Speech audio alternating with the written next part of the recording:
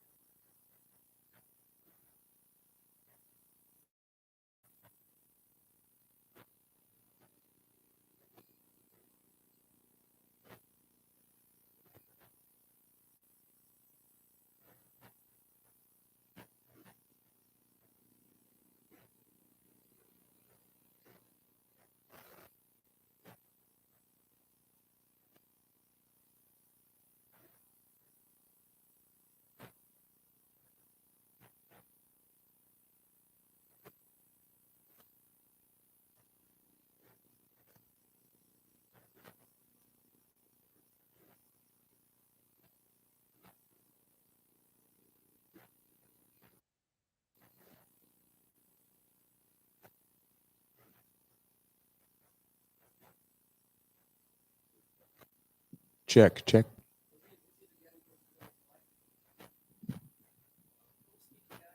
Check, check.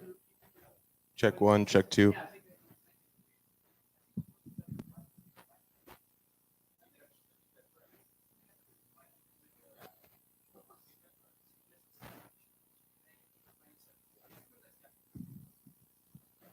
Check one, check two.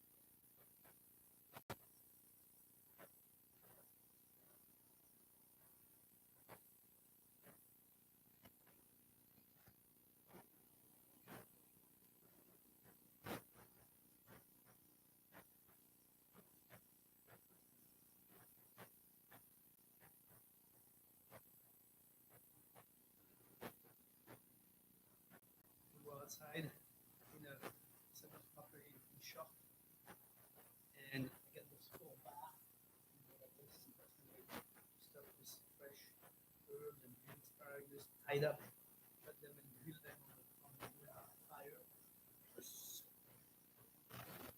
Check, check. I mean, that was probably just the whole peanut dough, beautiful perfect day on the grass, an 1896 house mentioned in the thing. You know, the whole thing Just like there. Seattle. Yeah, exactly. 1896. What's 1896 in Seattle? Is there anything from Tower, 1896? probably. Oh, yeah. No, the Old Smith Pioneer- Tower is not Old Pioneer Square is all. 1896. Oh, no, yeah, 1896. Yeah. All of Smith Pioneer Tower Square. is not 1896, is it? I thought it was like really. Maybe it's 1900. Sorry, it's 4 years later. Well, yeah, much younger. 1, 2. Wow, this is a voice. Sound good. Wow, bonjour. You got your Glad to have Thierry back. you got your public radio voice on right now. I do. NPR voice. Bonjour, Yeah, they're bonjour. always very soft and Any questions regarding the refrigerator? Just ask me. What do you know about refrigeration? Exactly. If it's too cold, just turn it down. Don't leave the door open too often, and don't forget to clean that handle every day. welcome, YouTubers. Thank you for joining us today. Welcome, Welcome to YouTubers. you also. If this is our YouTube camera right here. Right here, guys. Where it says, "Watch your head." I hate it this morning. That's why Sean wanted to put up the mannequin. He said, moss to a flame. No, it's fine. Chef Terry won't make that mistake again. Oh no! I was looking at Tom the whole time, and I went poink. Didn't see it coming. Did a lot of shoulder work this morning. Me too. I had coffee. That was a lot of shoulder work. Ah.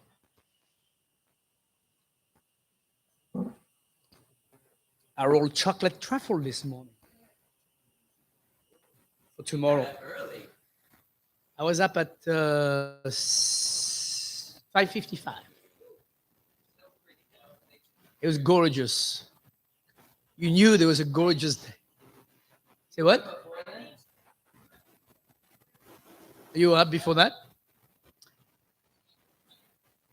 Well, it's that time of year. It's that time of year. If you don't have something to really close that light in, you know, at 4:15, it's already bright.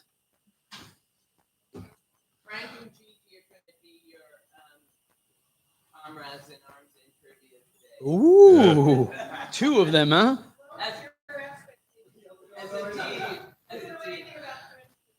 This is not about French food. Is it about French food It's all today? about France today. Uh-oh. The setup. Yeah, no kidding. Set up.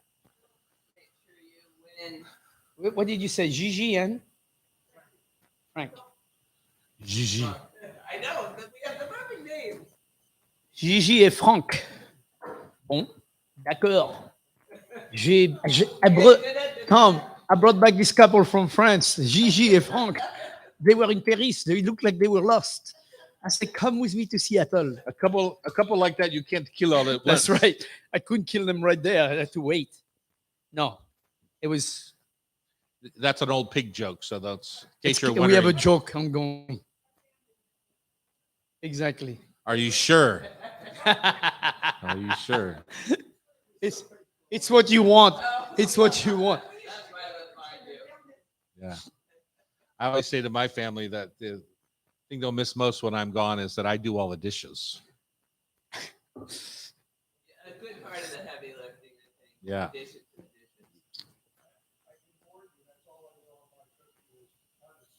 You know what? Yeah. I love a good dishwasher. Believe me. Every I every do- chef respects the dishwasher. That's right. Yeah. In my restaurants, it's the most respected individual. Because when that guy doesn't show up or that woman doesn't show up, guess who does the dishes? Oh, I see. I see. I like when you say when you retire, is this your full-time job? My daughter came and lived with us for 5 months while they were remodeling their house, and her biggest complaint was that I would follow them around and gather their dirty clothes and get them in the laundry and do their dishes before they even finished their meal. So that was her biggest complaint. I guess she's not a four-season person, huh? She Guess doesn't not. like to stay in a luxury place. All right, shall we get started? Yep. Okay, 2 hours of deliciousness coming your way. We gotta be right on time today. 'Cause we got a big line. Well, Well, we're it's 11 9, minutes it's behind. 9:11 already. Let's I like this. go. You say that now, we're 11 minutes behind. Chop, chop. Chop. Hey, hello, and welcome to the Hot Stove Society radio show on Cairo Radio. Hello. Hello, friends. Thanks for joining us. We are here in the studio at the Hot Stove Kitchen, which is in the second floor of the gorgeous Hotel Andra right here in downtown Seattle, 4th and Virginia.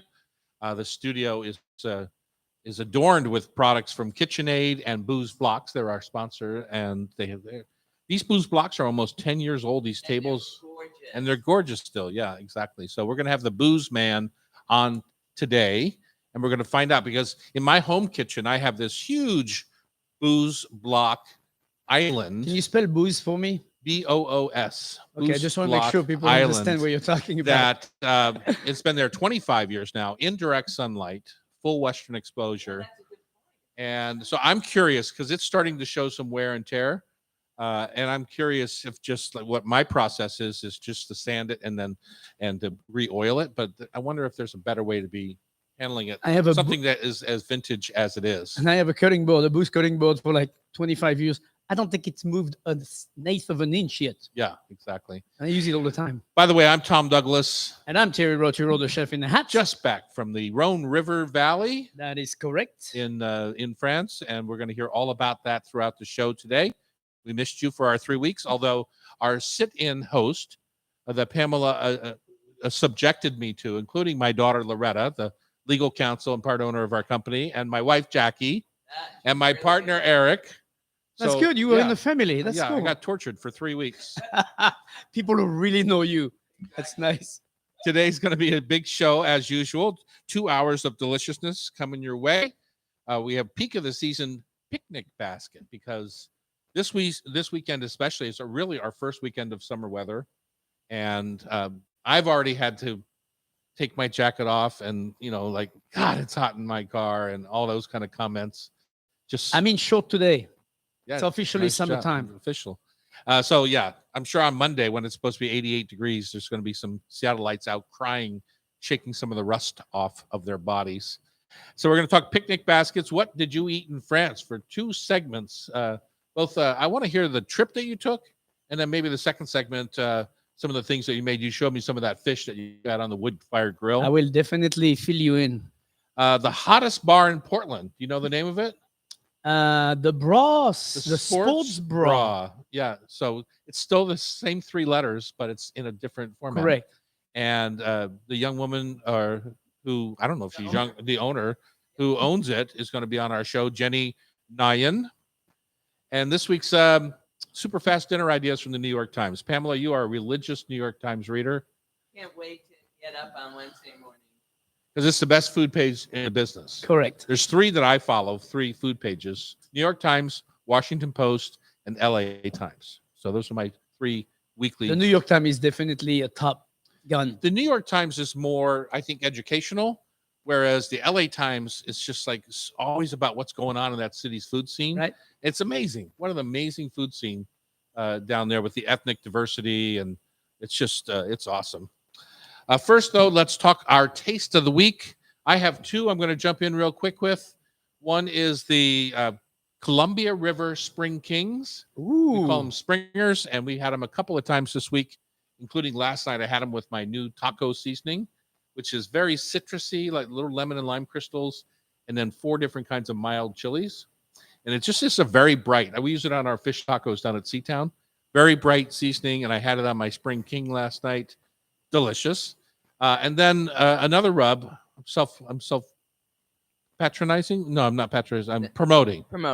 Another rub that I had at the same dinner with the Spring Kings. Do you remember, Pam? You ate it. Yeah, it was the jerk on the eggplant. On the eggplant. Just hot fire, onions, eggplant and give them hard sears. You could just grill the eggplant on the wood fire grill if Right. you wanted, and Right. then bring it back in and chop it up. But I use Trey Lamont's Rub with Love jerky seasoning or jerk seasoning. Right. And you have to be careful with that. It's got some kick to it. It was delicious. I love how Yeah, broad. but with the smoke, it sort of tamed it a little, I thought. Well, I didn't use very much because I had a wide audience of people having dinner, and you have to be careful with spicy food in my world because some people just can't handle it. And so I thought that night I was just going to make spicy eggplant. And the people that want spicy could eat it. But then I kind of backed off, wimped out, and just made eggplant for everybody. Even you would have eaten it, Chef. Well, it sounds really good. I mean, that jerk is really good, and you're right. Definitely, it's so fragrant. You just have to be careful about how much you use, but it is definitely beautiful. It's got a gorgeous nose. It's like to when you put it on. You know what that is, which I don't have in any of my other rubs, is ground bay. And That makes sense. I don't even think about it being so fragrant and delicious. Right. I never think about bay that way.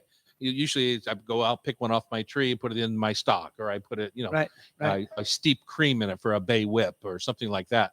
This is ground, and it's a major player in jerk spice. Right. So, and that's when people smell it, what is that? Because it's unusual. No, it's not. And also citrus kind of, I don't know what's in there. That's everything that's in there, but it's a lemon powder. It's really nice. My taste of the week's gonna be my did a little trip to Vivian Bistro again, and Chef Dana sent us a lettuce wrap soft shell crab, crisp soft shell crab, chopped up, all chopped really fine, breadcrumb, peppers. That was definitely my taste of the week. I was like, this is absolutely scrumptious, perfect kind of appetizer, and it was really, really delicious. So the shell and all. Everything is chopped after it's cooked. You've had those lettuce wraps where you have like the pigeon or the chicken that's all kind of chopped up, and then you she uses lettuce wrap. She uses gem lettuce on the plate, and in the middle of the plate, basically, she has all the leaves around, and in the middle of the plate is that amount of really finely chopped soft shell crab, crumbs, peppers. I don't know everything that was in there, but I'm guessing there was onions too. And everything is like superly finely chopped, and it's crispy. So it's so delicious. And then the dipping sauce, like just a little bit of fish sauce and vinegar. Oh my God, that was taste of the week. And for where is sure. Vivian? Vivian Bistro is in Mercer Island. We had Chef Dana here on the show a few months ago or two. I was just revisiting. I, of course, had that famous roast duck again with grilled lemon confit. Man, if you haven't had that, you definitely need to treat yourself to that. It's when it's she good was for at Peony in Bellevue, that's where I used to get that duck all the time. right. And I don't know what Peony is doing these days without her, because I don't know. She's the driver of deliciousness there. Oh, yeah, she's Or definitely was. doing a fabulous Yeah. job. So Vivian Bistro. When we come back, we've got we're just getting in and getting rolling here today. Peak of the season. It's time to picnic. Let's talk about some quick picnic ideas that you can take out this weekend or next week when it's supposed to be beautiful. 4th of July weekend. And by the way, this weekend you should stay at Hotel Andra tomorrow night, and then stay here for the parade on Sunday, because that street's going to be having a beautiful amount of people going through. It is. 500,000. 500,000. Is that what the plan is? Wow. Well, I can imagine with a new Supreme Court ruling today that it's going to be quite lively. Yeah. Very much. Let's say we come back here in a minute on Cairo Radio. It's the Hot Stove Society Show, 97.3 FM. Thank you for applauding. That's my job, is to make sure. Bring in the life. Staying alive, staying alive. Have you heard the new Beyonce song? No. Oh my God. We'll play it afterwards. It's got some beat to it. Oh, really? Okay, keep going. Time for the next. And we're back. It's the Hot Stove Society Show on Cairo Radio. I'm Tom Douglas. And I'm Thierry Rotero, the chef in a hat. Our producer, Pamela, is pushing us along because we have a long-distance phone call coming up that we can't miss. We don't want to miss Ted. We don't want to miss Ted. I wish he could have stayed because he was here in Hot Stove this week, but he had to get back to his booze blocks. Of course, we're talking about Ted Gravenhorst, who's going to talk about how to maintain and keep your butcher blocks looking fantastic throughout their lifetime, which can be your lifetime. I mean, if Oh, they're handled absolutely. if they're handled right, they can Generational. last your lifetime, like a cast iron pan. Uh, we have a picnic feast coming up here. One of our classes, Chef Annie is going to be teaching. It's all about a portable vegetarian feast, and so we thought we'd combine those thoughts with how to make some quick picnic ideas. Pam, this is up your alley Yes, it is. because you live in a North Seattle area that has a neighborhood that has its own beach, which A neighborhood that has his own beach. well, I just that. like we do in my neighborhood, Blue Ridge, we have our own private beach. We have like a Sure. park, and it's not the beach isn't private, but the access to it is Right. from our area is private through a park. And you have the same thing in North Beach, right? Yes, which I always try to get you to go to, but you don't like sand in your food, so Yeah, we've can't figure never that- achieved it. Can't figure that out. I do have a chapter in my book, Tom's Big Dinners, that takes place on the Blue Ridge Beach. It's a crab feed, and yeah, we couldn't eat the food. I must say that Couldn't eat the food when we were done because it was a little bit sandy. having picnic in fields and having picnic on the beach, if I have to pick one, I'll take the field anytime. Because I'm Yes. with you that the beach can get really tricky. I mean, all it takes is a little wind and Yeah. everything starts to be a little bit gritty. sandy, and not a big fan of that. And it's hard to stay off the sand on the beach. So I like to eat my picnic. I like to eat my food in a place where I don't feel like too nervous about the surrounding. Or yeah, the dog runs by and kicks Right. up, or Right. the volleyball comes your way, and next thing you know, the whole picnic is on, Wham, is on the wham. sand. Let's talk about That was a really upper, like, let's not You know, go when to I the go beach. to when I take my family to the beach, say in Rehoboth Beach, Delaware, where Yeah. things are set up for the beach, Right. there's a reason there's a boardwalk, right? Because you go up to the boardwalk to get your ice cream and your fries and your Yeah, but hot you can't sit dogs. down on the boardwalk and have a picnic. You Yes, gotta. you can. There's benches all along the boardwalk. All right. Absolutely. Okay. So anyway, Annie's class next week is going to feature mushroom Riet with grilled focaccia. How would you make a mushroom Riet? So basically, the idea is it's a mushroom spread, right? So yeah. I would just packet it. I would saute my mushroom, almost like a duxelle idea, and I would put probably some egg white in there. No. you Yeah, I would- not. I would bake my terrine. Oh, a trust baked me. Oh, terrine. you're I gonna would make a whole bake it. terrine. Yeah. Yeah, I would Oh, bake it brilliant. into a terrine. I would have stayed just at the I like how you duxelle. said no first. Well, I didn't God, know you were making a terrine out of it. I thought you were didn't. I going didn't have a chance duxelle. to tell you. Yeah. Yeah, I took a duxelle and pack it in a terrine mold with a little bit of egg white, seasoning, all kind of fresh herb, and then bake How it. would a reasonable person make a quick mushroom Riet? A reasonable person, that's somebody who's not going to make a mushroom yet. They're just going to make. They're just going to make a they're, mushroom. they're gonna go saute the Hey. mushroom, a little goat cheese, some Call it toasted good. bread, and call it good. There you go. That's what I was looking for, Chef. Congratulations, you are a winner. Of course, spring vegetable salads, Yes, absolutely. corn fritters. That's an interesting one because you have to make sure that there's enough fat in the fritter that they stay moist all the way to the picnic. Unless you're bringing Emerald's deep fryer down to the picnic Moist Down to the and beach. crisp. No, but I've seen and that. crisp at the same That's time. what the I've fat seen does. people going picnicking with a small fryer. Yeah. I've seen it, but that's Good not idea. me. The other thing Annie's going to teach is fried apple pie. So that's the Fried? McDonald's favorite, right? You know, all those, well, you don't know because you don't go to McDonald's, but all those fruit pies that McDonald's serves are fried in the deep fryer. So they're, Get out of here! yeah, they are. Oh my God! And then they're put in a little Another box. discovery. I should go to McDonald's once. Yeah, they have cherry Try pie. the whole menu, and so I would have been. You are missing out on the best things in life. I don't know if I'm missing out, but I should definitely be knowledgeable about it. Just You get one You- of their why little vanilla shakes or why can't you just vanilla roast the pie? frosty, I think, or what are they called? Vanilla other Also not familiar. and apple pie? Yeah, dude. Why don't you put it in the oven? What's wrong with that? You need to get a life.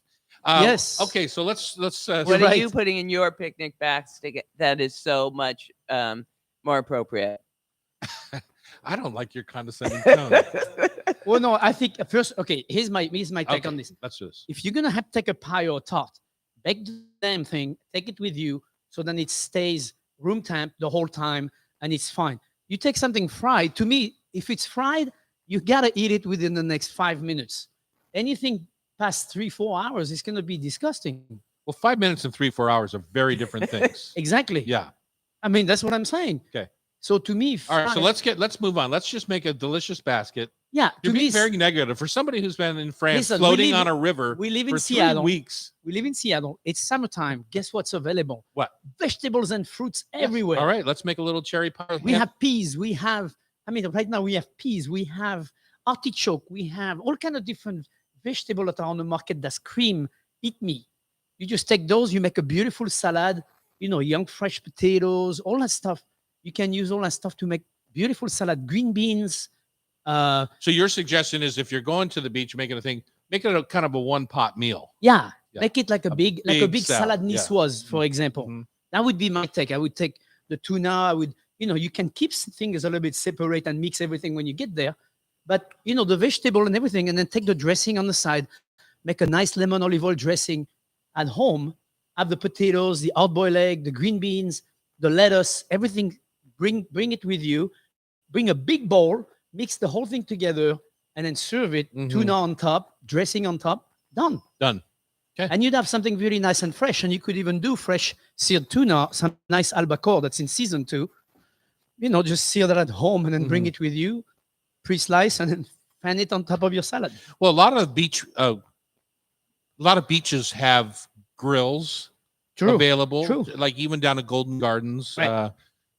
over at Woodland Park. Our beach at Blue Ridge has a grill available, so it is possible to bring all that prep and then just finish off. Like if Yeah, you're making a big absolutely. steak salad, Yeah. Although steak salad is pretty good cold too, like Yeah. the steak bean, but anything that the tuna or whatever, You could- it you is could possible do- to bring your whole salad and then just finish with a topping of Right. protein if you want some. Cook some portobello nice. You mushrooms. could grill some nice duck breast in the park, and make sure all your neighbors are gonna show up and go, "What smells so good?" Yeah, you'll have a nice big fire in the park is what you'll have because there's nowhere for that duck fat to go. That would smell so good outside too. Mhm. Last night, speaking of duck breasts, I love, people always ask, what do you do on your day off? And for me, my favorite day off is when I have a nice 5-pound duck, put it on the rotisserie, put a pan of potatoes underneath, and just let it go low and God, slow. And I yes. sit there and I sip my whiskey and my red wine, and I just watch the duck turn. It's like the days of our duck. Days of our duck. We're making that into a movie. Yes. Anyway, so that's my idea of a good day off. But the other thing a duck does on your charcoal grill is it gives you 2 cups of duck fat. Yeah. And when it's done on the grill, rendered on a grill like that, it's smoky duck fat. So last night at a class I was teaching here at Hot Stove, I took that duck fat and I floated it on top of a hot crab crema Ooh. with smoked duck fat. Ooh. My little crab chowder was so delicious. I'm just saying. Yeah, really good. Yeah, that's when you use those That's goodies. what you do at the beach is you take the ducks that are flying by. No, but I mean, a roast duck, you can actually, if you're really taken by time, you stop in Chinatown, get a roast duck, have it cut into pieces, buy some nice, you could buy rice, you could buy anything you want with that, and then take it to the beach. And, Yeah, it's great. you don't have to make everything in life. The problem with most Chinatown barbecue stands, like King's Barbecue House and places like that, is that they don't have vegetables to go with it. Right. They don't have what duck. you actually want to eat They with might it. have rice, but they don't generally have vegetables. If you go Right. to Cow, say, which is across the street or around the corner from King's, you can order a side of pea vines or a side of gailon right. or something like that to go with your roast duck. I bring my cassoulet beans with it and just buy the duck and Yeah. put that together. Speaking of cassoulet beans, yesterday I was giving a tour of the Pike Place Market and Daisley Gordon walked by, and it really Uh-huh. reminded me of him during the pandemic with the pots of cassoulet Yeah, on his on his scooter, bicycle. on a bicycle. Yeah, it was really, really sweet. Was he delivering? Yeah. Serving No, he stuff? was heading to work. Yeah, he was delivering during the pandemic. Oh. Whole enameled pots of cassoulet, How sweet is which I that? thought Yum. maybe Pam would get one for me, but she didn't. Yum, if I had known. All right, how to take care of these gorgeous cutting boards. Here we're sponsored by Boo's Butcher Blocks, BOOS, and Ted Gavenhorst is going to be here to talk about how to take care of them to make them last a lifetime because they're certainly built tough. On Cabaret Radio, it's the Hot Stove Society Show, 97.3 FM. We're back on time. It's 9:30. I- Call him. I love it. The other thing, you have a quote on their website about cutting boards being a really important implement in the kitchen. Mhm. And so he's prepared to talk about like the safety of using wood, for instance, as opposed Plastic. plastic or bamboo for the care of your knives. So Good. you can, I mean, you're both eloquent. You can take it in any direction you want. Nothing beats a good Did we get the booth. mustard out? I told you. Okay, Would you pass like- it over here. Don't be thinking you're getting it all to yourself. Gigi. Gigi. And Franck. You guys have headphones for the. Thank you. If you need more or less volume, let me know. Will Frank and Gigi be able to hear him? 1, 2, 1, 1, Thank 1. you, Sean. Right now I can't hear anything, but maybe I'm not supposed to hear anything. Nothing's happening. Call Ted. Yeah, I can hear that.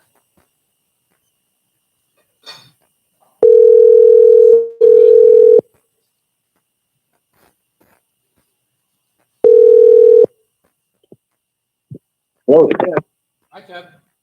Hi, Ted. Hot Hello. Stove, Seattle coming at you. Hey, hi. Hi, Hey, Ted. I was wondering if you want. Yeah, this is my cell phone. I was wondering if you wanted to call back on the landline. I'm at the office. That'd be great. Let me give you that. Let me give you the landline. Let me give you the landline. 217. No phone numbers. No phone, no phone number, you're live. Are you ready? 217. I've got it on your business card. no, hold right? on. Hold on, Frank. We're on live television, so just leave your phone number out of it, or else you'll get some calls for free cutting boards. Okay. Is it We're the live number? right now, huh? Is it on the number on your business card?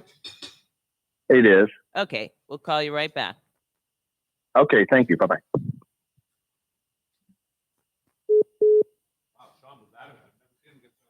seen that. Or a good time call.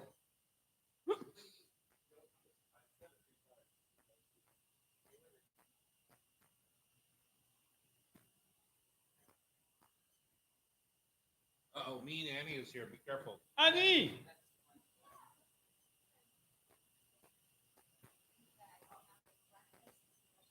Would you like a half a sandwich? Because I'm Actually, only eating me half. too. I have a half. I'm only eating half. I can only eat half of mine too. I'll take Tom. Thank you. No, I don't need it. I come from 3 weeks in France. I actually lost 2 ounces in France. I came back, first thing I went on the scale, I was like, no way. I looked at it twice. I thought like, for sure I gained some weight. So you did or didn't? I lost 2 ounces. Wow. I was like, this is not possible. Thank you for calling John Booz and Company. Please press 1 to check on your order status or to reach a customer service representative. For a dial by name directory, press the pound key. Or if you know your party's extension, you may dial it at any time. Our extension numbers have changed. Please press 1. 230 is not a valid extension. Please try again. Thank you for calling John Booz and Company. Please press 1 to check on your order status or to reach a customer service representative. For a dial by name directory,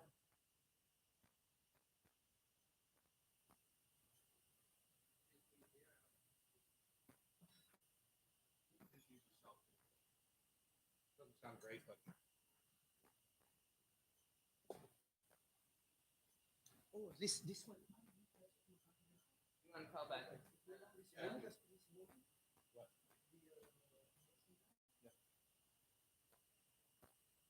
What country do we live in?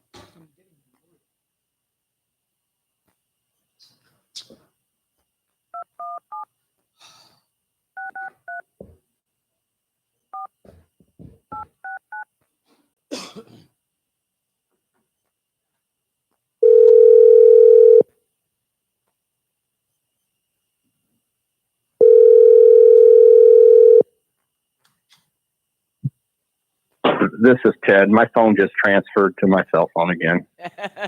no, we called back because we couldn't get through your extension. Yeah. Well, I'll tell you, they're in the process right now of taking the transfer to my cell phone off. Don't worry about it, Ted. We're just going to go for it. It sounds fine. Okay, just forget it, Gail. Hey, Gail, forget it. Let's just go for it. Yeah, let's just go for it. Okay, fine. Good morning. Good morning. Good morning. Thank you for doing this. I thought you weren't going to be in the office today. Hey, I met someone on the way home that was going to be going through Effingham, Illinois, that has experience in robotics, and I thought, I know what, he's going to be going through. I got to introduce him to my engineering team, and so I introduced him, had a quick meeting with him this morning, and gave him some tours, and it's kind of interesting. So my trip to Seattle was very productive. I even met someone on the plane. Nice. Fantastic. Very cool. Okay, Ted, we're going to go live here. Ready? Okay, thank you. All right. Welcome back to the Hot Stove Society show on Cairo. We're here at the Hotel Andra, downtown Seattle. And if you ever come here for a class, chef, one of the first things you see in our kitchens here, and one of the first things people get wide-eyed about, is the amount of butcher block that we have. All of our work tables are butcher block. All of our demo tables, our show tables, are butcher block. They've been here 10 years, and they look brand new. Yeah. Right? Absolutely. We scrub them down every night with bleach water. We cut on them. We have crazy people that have been drinking wine cut on them. We have all sorts of. So in other words, you don't treat them nicely. Well, they get used. I will say that. Yeah. Nobody's mean to them, but we don't take cleavers to them. But we use them every day, oftentimes 2 or 3 times a day. And so, Pamela, tell us why Ted was here earlier this week. Just stopping. He was calling on some customers and checking on the marketplace and checking on the health of our boards. Nice. And so you've asked Ted to join us on phone. Hi, Ted. Hello. Good morning, Ted. This is Ted. Hey, good morning. Gravenhurst from Booz Boards. So Booz is not Booze, it's Boos, Booz Boards. It's probably the most famous brand, I think, in America. Absolutely. I mean, it's the only one I know. So. Ted, tell us about these incredible boards and how you guys make them, and why, in my mind, I think of them just like I think of a cast iron pan, is that they kind of reflect your life in the kitchen. Right. Well, it all goes back. Of course, the company was founded in 1887, and we started making butcher blocks and cutting boards at the turn of the century.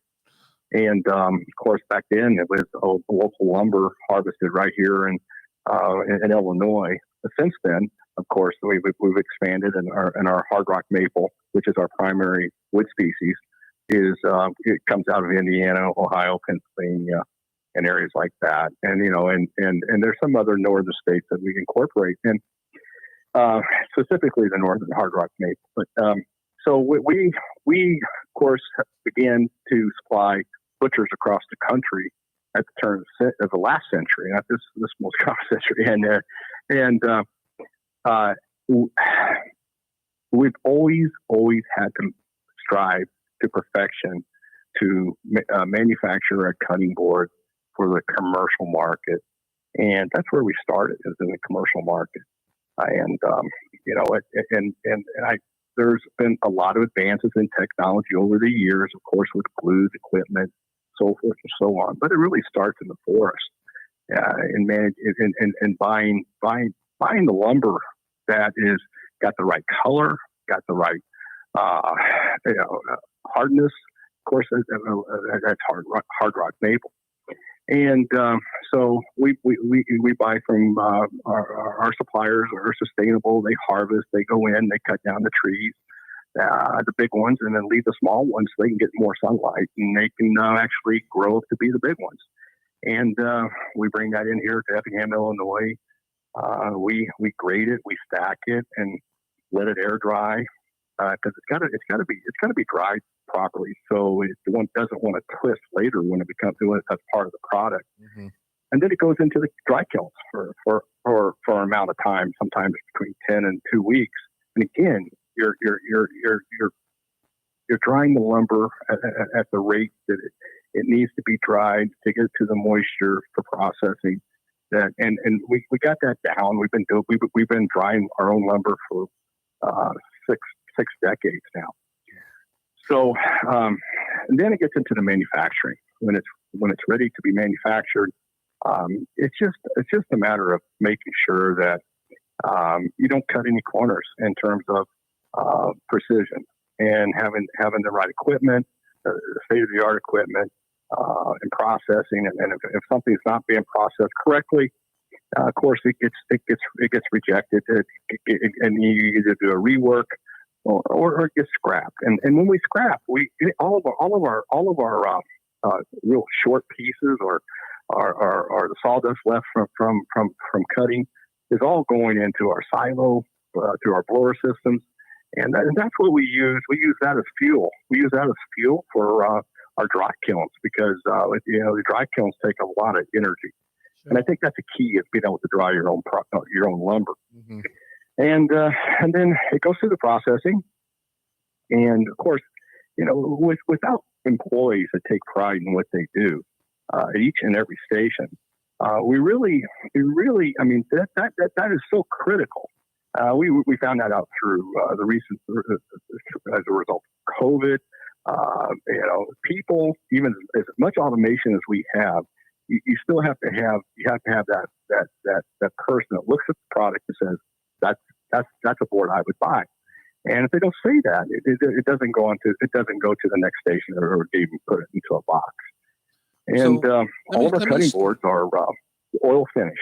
I was going to say, I was going to ask you that question, because so many people buy these boards and butcher block kind of islands or counters that are varnished, and then as soon as you put a couple knife marks in it, it's wrecked. And the oil finish you can fix in a heartbeat. That is correct. And now all the cutting boards are oil finish. We have a color, our booth mystery oil. It's really a little bit it's oil and a little bit of beeswax mixed in with it. The varnish is applied to countertops. I would say that 90%, maybe 95% of the countertops that we produce actually are with an oil finish. There are people that will order it with a varnish, but they better not plan on cutting on it. That's a no-no. On the oil countertops, you can actually cut on it, but what people really find out is it better to just go ahead and put a larger cutting board on that counter, because they want that counter looking nice, and then they got a cutting board they can cut on. And we make some very large cutting boards. Yes, you do. They're lovely too. But they're heavy. But I personally, I like the patina that you develop, like I said, on a cast iron pan. I think me too. I think what's cool about having wood in the kitchen is there's a patina that develops where you can see the presence of somebody in the kitchen that's been here for many, many years. And if you look at very old butcher block, you can see somebody's lifetime in the kitchen. It's very, very Super cool. Sweet. So when somebody like myself who has a huge, it's huge. It's 9 feet by 12 feet wide. It's in the shape of a baseball diamond in my kitchen. It was, oh, wow. I kind of designed it to be able to do cooking classes out of my home, which I never ended up doing, but I love this table. But, it was joined at, I want to say 4 seams, and now I want to refinish it. It's been 25 years that I've had it. It's been Western Exposure Sun. I re-oil it. I take salt and rub it in and rub out all the stuff annually, and then I put some of your mystery oil on it. Now, if I want to take it down a little bit to get rid of some burn marks, some stains, some this and that, what's my process? Oh, I only have 2 minutes. Okay, you're going to have to detach them. And you're going to have to find a local cabinet maker that has a drum sander, and you're going to have to sand them down, and then have them reinstalled, and then go ahead and recoat it with oil, and you should be good to go. So, that's not going to happen. Okay. So I'm going to use my palm sander. I know it's hard rock maple because it's hard to sand. A palm sander will work. A palm sander will work. But it will, and that's what it will be. Is a lot of work. Yeah. Okay. And a lot of strength, because that wood is not easy to give. Yeah. Now you see sometimes out there, you see obviously the hard rock maple, but I'm starting to see some walnut butcher block and some gumwood butcher block. Is there a huge difference in all of these? Well, the hard maple, of course, is denser, harder than the walnut. So the walnut is also a hardwood. It has a totally different look than the maple. Actually, you'll find the maple and the walnut would have some contrast in the kitchen. And I think really that's what it depends on the decor of what you might see in terms of countertops. So they want walnut or maple or even American cherry. And a lot of times you'll see countertops, hardwood countertops, being blended in with a solid surface, whether it be marble, corian, something of that nature. But as far as boards go, I mean, the maple board is the only one I believe that's out there today that's NSF and still rated for the commercial market. And you won't get that with the walnut or the cherry or other hardwoods. And I left myself so little time to ask this question, but is there a way to properly sanitize your hardwood over plastic cutting boards? Yes. Well, first of all, just recognize that the hard maple itself and the walnut cherry that we manufacture actually kill bacteria. Okay, the University of Illinois, University of Wisconsin, and the University of Florida have all conducted studies over the years that wood absorbs the bacteria and has special enzymes and dehydrates it, and then it dies off. And if you actually add oil to it, it accelerates the kill rate of the bacteria. Mm-hmm. But at the end of the day, there's a time window for it to actually be effective. So we always recommend a towel or damp towel with a little bit of soap and water to run over the board, or use soap and water, excuse me. And then if the board's not so heavy, actually take it over to the sink and just rinse it off and then dry it. Good. That's what I know. That's what I normally do. I take my sponge and that's what I do. Yeah, but these big boards, they're heavy. Oh no, I know. They're hard to carry around. Our guest has been Ted Gravenhorst. He is all things booze, BOOS, cutting boards, and one of the sponsors here at the Hot Stove Society. Ted, thanks for your time. Thank you so much. Very interesting. Well, thank you, everybody, and it's been a pleasure. All right. Up next, it's time for Thierry to talk about his recent float through the center of France. On Cairo Radio, it's the Hot Stove Society show, 97.3 FM. Thank you, Ted. It was really fun because I guess it airs tomorrow morning. Is that right? Tomorrow afternoon. West Coast time, 4 to 6 is typical. It gets booted around a bit, and of course, you can podcast it. Okay. Thanks, guys. Appreciate it. Take care. Thanks. Bye-bye. Bye. All right. Bye-bye. We have a client coming Monday night, Slalom Consulting, that bought, unbeknownst to them, booze boards for everybody that's coming to the class. Oh, yeah. So we were able to make a little video with Ted to show them. Oh, cool. It was unbelievable timing. Timing is unbelievable. Did they buy them online, or how did they get enough? I think they got them at Sur La Table. Nice. It was unbelievable. Love those little coincidences. This spider must have been so big, and I don't know how it. When was this? I don't know. A couple days ago. You feel okay? We won't ask if it looks. We won't ask if it looks okay. Do you feel okay? We're not asking if it looks okay. We already know that. That looks nasty, Tom. Thank you for that, Chef. No problem. It looks like a big icky from here. Somebody kissed you on the Maybe arm. Jackie was sucking on my arm. Yeah, exactly. Maybe. Probably what she would say. And we're back. It's the Hot Stove Society show on Cairo.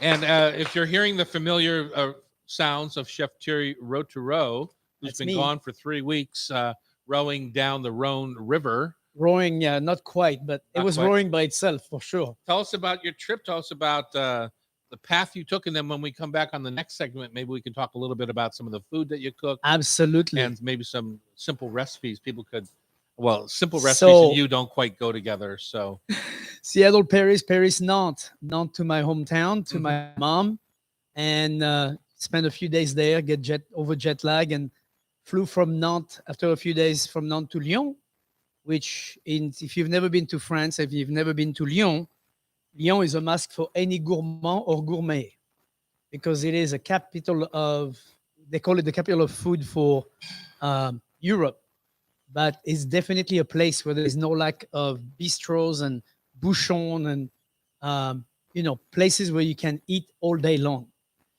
They love their food. Lyon is a gorgeous city to visit. Spend a couple of days in there. And then from there, we got on a ship, the SS Catherine from Uniwood. And From Lyon. From Lyon. We went from Lyon up the Saône to Mâcon. From Mâcon, we took a bus to Beaune, capital of Beurre. Did you have some Mâcon village? We had some, actually, Mâcon for lunch. And we had a wonderful lunch at Ma Cuisine, which is a small bistro in Beaune.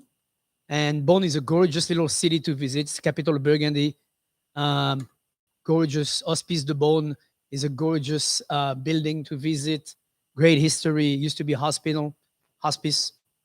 And also did a wine tasting at the Domaine Drouin, which is always a nice treat because you go underneath the city. Their cellar is underneath the city. So it's really cool. It's definitely a great That's the visit. same Drouin family that owns the Drouin winery in Oregon, Correct. too, right? Yeah, Veronique, the daughter, Veronique. is the one who was in charge of DD. Pamela's husband is in love with Veronique. So is Pamela. So is Pamela. so is a lot of people. Was she there? No, I mean she might have been there. She just didn't come and say hi. Yeah. She must not have known who you were, chef. Sorry. It's okay. I told her I was a friend of yours, and that didn't quite go very far. She didn't show up, obviously. No. And then we went back onto the ship from Mâcon back down to Lyon. We did a lunch at a place called La Mer Brasier, which is where Bocuse, Learn, Verger, all those big chefs, classic of France, all trained with La Mer Brasier. There was a time in Lyon where mothers were in charge of the best bistros in France, or in Lyon at least. So that's where a lot of those guys took their chops, and it started. It's like a lot of chefs went to Chez Panisse with Alice Water. Correct. Even though they were the chef, she was still the restaurant owner, kind of director. Correct. Yeah. And it was you're going through a philosophy. And the lunch was scrumptious, very old building. I mean, things that you see, the room we had was upstairs, was a private room. You go up this staircase and you're like, this would never fly in America. And the staircase is like 120 years old. It's totally discombobulated. It's not wide enough, whatever. You always think, oh my God, if there was a fire here, I don't know where we would go. But anyway, gorgeous lunch. And from Lyon, we went down to the Rhône River. That was the whole trip, Lyon to Arles. So we went through the Rhône Valley. First stop was in Tournon, also known as, on one side of the river is Tournon, on the other side is Tain-l'Hermitage, which is where Jaboulet and the big winemakers are.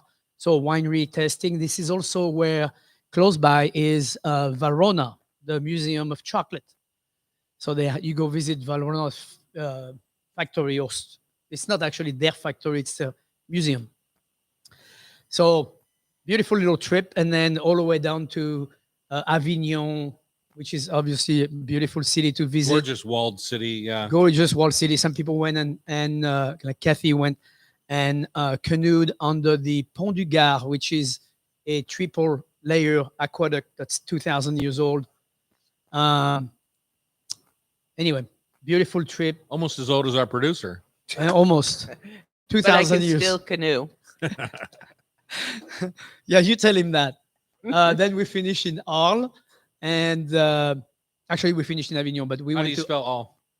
Arles. Okay. So Arles is the beginning of Camargue, the region of southern France that has its flat land, marsh, and all the way from Arles to Kind of the floodplains of the Rhone. It's a flood. It's not flood. It's more dry. Like this is where you see wild horses in France. You see a lot of salt marsh. You see a lot of it's flat land. So it's beautiful. I understand, but what I mean by a floodplain is like when a river overflows, the water has to go somewhere. Well, that's where it goes. It Yeah, goes through the into delta of that. the delta, yeah. And that's the only place in France where we raise rice. But anyway, it's a beautiful part of the world. Arles is gorgeous. It's a very old. It's almost like a Roman city. Mhm. You know, it's got the beautiful arenas, very old arenas in the center of town. Walking around is beautiful and picturesque. It's magnificent. And of course, throughout all this, we did stop for lunches in some fabulous places for lunch, like in Les Baux-de-Provence. We stopped in a place called L'Opio. The setting was just magical. You know, it's 30 degrees out. You're under the umbrellas. You're having lunch in this beautiful place. Mhm. Beautiful wine. We went to Sophie Peak, and Sophie Peak, which was a 3-star restaurant in Valence. Gorgeous ground, long lunch, everything in magnums. It was Sure. like conduit in magnum, everything in magnum, côte rôtie in magnum. I'm like, oh, sure. Why not? And Muscat Baume de Venise in magnum also. I was like, That's a lot of sweet wine right there. that is. But there was 18 of us. So, but anyway, gorgeous places to go through. Very fun. The people, I think, So- really, really appreciate it. Tell people what it's like, because I think people always say to me, that it's very romantic to get on these river cruises. They're more like a barge, right? Or are they actually Oh, a no, ship? this is 140 people. So Okay, it's not a so- barge. It's all the it's longest actually a boat ship. on the Rhone. Okay. So tell people what it's like. You wake up in the morning and you have a little You wake up continental, in the like morning, croissant, or you have breakfast in the main dining room on the boat. on the boat. Okay. This is usually every morning was like that. And you're moving all this time? You're either moving or you're already docked into the Okay. next city. Traveling is usually during the night or starts like somewhere around 3 p.m. or 4 p.m. Mhm. So and you also go through some locks. So that's That's fun. it's pretty cool. It's pretty impressive in some places. You go down 50 feet. That's scary as heck. You're in on the boat, on the deck, and you see this thing going down slowly but surely, but you're going down like you're surrounded by concrete. It's impressive. But yeah, and is it romantic? I think it's got definitely romantic moments because there's a lot of free time. Mhm. You're going through Avignon with your lovely partner or wife or husband, and you're going through Avignon by yourself, having a nice little lunch.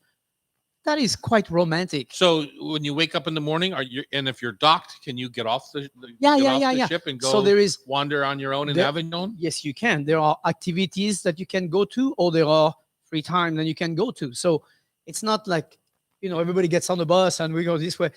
If you're going somewhere on the bus, that's because you decided you want to go. But Okay. otherwise, you can have your free So time. some pre-planned tours, and There are some pre-planned tour, and there is also so it's like a regular cruise, but on a river. it's not quite like a cruise. A cruise a lot longer than we do. When you're on the river, the time moving on the yeah, boat. yeah. I mean, there's only a few hours, and you move on this ship, and it's not that long of a distance between Lyon and Arles. You're covering that in a week, which you could almost walk it. No, not walk it, but it's definitely not that long of a That's funny. distance. So you're definitely not spending your whole time cruising. Right. So that's the difference. Now, my understanding, we're going to find out more about this when we come back in our second hour, but my understanding is you actually cooked a couple of meals for your small group. No. I didn't cook for my small group. I cooked with my mother, and I cooked with another group Just of friends. but you Yeah, weren't responsible for any No. meals. No, they had the whole crew on the ship and everything. No, I was not Okay. in charge So of did you that. give any market tours? What Yes. was your job? My job is I did market tour in the Bocuse market in Lyon twice. Okay. Saturday morning, before we left, I did a tour of the actual market on the Saône River, which was 1 mile long, beautiful market. All right, let's talk about that when we come back on Cairo. It's the Hot Stove Society Show, 97.3 FM. Yeah. Sounds like you had perfect weather. Yeah, the weather was definitely not bad, and it got warmer as we moved. That was great. By the time we got to all the way to the south, it was like 30 degrees, which is like 95. Woo, 90. toasty. It was nice. Yeah, you're you've got a tan. you're in Provence. I mean, Yeah. it's got to be warm. Otherwise, why bother? Got to grow that lavender. Yeah. Rosemary, lavender, those lemons. Ready? Yep. Okay.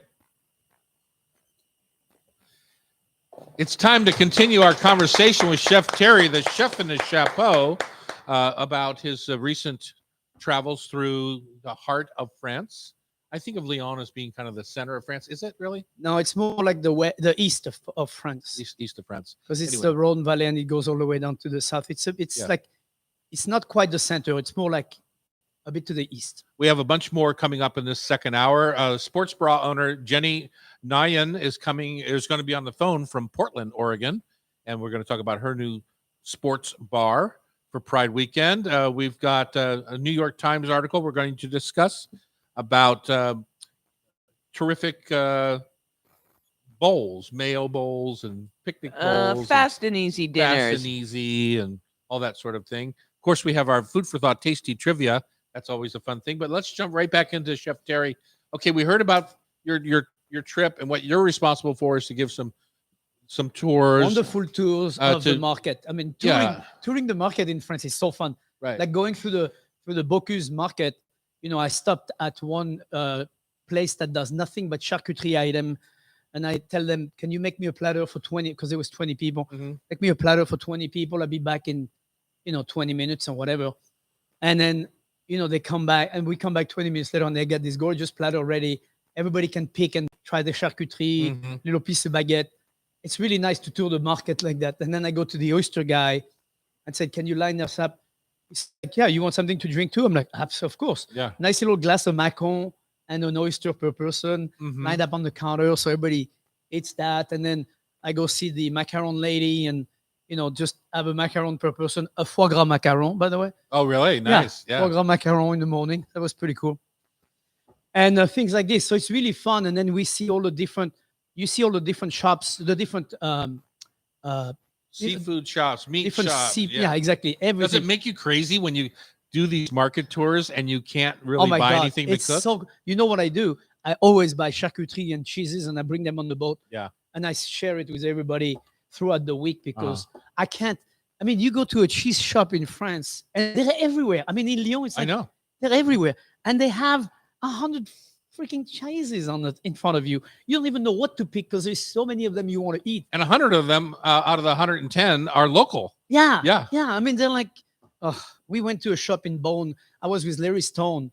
You know, Larry Stone, the sommelier, sommelier and winemaker from Lingua Franca in Oregon. And we were in Beaune and we went to the cheese shop right in the downtown of Beaune. I mean, it was insane. The store is probably, I would say, as long as the cooking school here. And it's nothing but cheeses and like esoteric cheeses, like the farmers from 15 miles away, like you said. He makes this goat cheese wrapped in whatever. One was wrapped in old flower petals, things like this, and old pansies and not pansies, calendula, things like that. And it actually impregnates the cheese and gives it a flavor. I mean, there was all kind of crazy. I mean, it's really a lot of fun to go through the market. And the one that's in Lyon every Saturday morning along the Saône is a mile long. And you go through all these different artisans. First thing about my wife, a giant bouquet of peonies for $10. Mhm. I mean, here a stem is $10. Over there is the That's giant not bouquet. necessarily true. There's a What? peony farm on the way to the farm. We buy buckets and buckets of peonies. Right, when you buy from the farm, yes, then that's my point. The point is the farmer is here Mhm. selling their peonies, big giant bouquet for $10. I mean, it's really beautiful. And then, of course, can't help it but buy some hummus and some olives from the guy who's selling his olive and stuff. And you sit on the border of the river and have a nice glass of wine, a macon, or again a glass of macon. Sit there on the river having your fresh goods and you just bought from the farmers market. It's super, super cool. Mhm. It would be like here at Pike Place and go in the top, the place in the back, and then sit out in the sun and eat your Well, food. I just gave a tour to a group at Pike Place yesterday. Pamela and I did, and the nooks and crannies at Pike Place, especially on a sunny day. It is just a fun day to explore down Course. there. Yeah, people just forget. Yeah, we take it for granted for sure. Yeah. Let's talk about, you had a chance to get off the boat a couple of times. You saw your mom. Yeah. And then you showed me a picture of this fish you were cooking at, was So- that a friend's house? Yeah, so we went from my mom's house to some friends in Chartres. And in Chartres, there is two things to see. There's obviously a fabulous, beautiful cathedral that is absolutely magnificent outside and inside. And there is a place called Picassiette, which is this man who did, what do you call little pieces of glass that you stick onto the wall. Mosaic. Mosaic. Thank you. So the whole place, his whole demeure is made out of mosaic everywhere. Unbelievable amount of work. I mean, a lifetime commitment, probably 25 years of sticking stuff on the wall and making all this design of mosaic. Unbelievable. Unbelievable. Pic Assiette. You need to visit that when you go to Chartres. Aside from that, we had friends who had mentioned. Once again, I'll just say, not to interrupt you, but in the Pike Place Market, the woman who did all the tile work, similar in nature, unbelievable tile work down there. You should, 4,000 pieces she made 4,000 in her she made in her living. own ovens. Yeah. So anyway, go back to it. And we had some friends there, and they had a gorgeous setting of this big domain kind of property, and they have through their family. So they have many people from the family living on it, different houses.